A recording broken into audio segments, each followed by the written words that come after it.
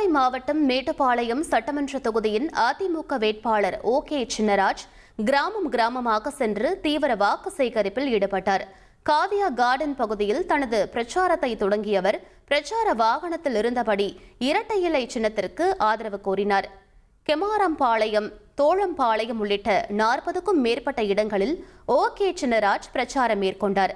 இந்த பிரச்சாரத்தில் ஒரு சுவாரஸ்யமான நிகழ்வாக அதிமுக தொண்டர் ஒருவர் மறைந்த முன்னாள் முதலமைச்சர் எம்ஜிஆர் போல வேடமணிந்து தேர்தல் வாக்குறுதிகள் அடங்கிய துண்டு பிரசுரங்களை மக்களிடம் வழங்கியது கவனம் ஈர்த்தது.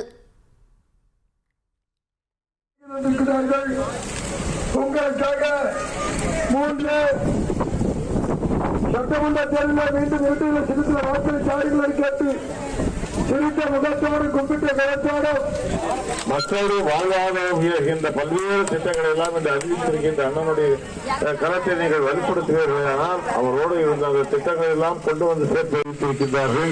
இன்னும் பல்வேறு திட்டங்களை எல்லாம் அறிவித்திருக்கின்றார்கள்.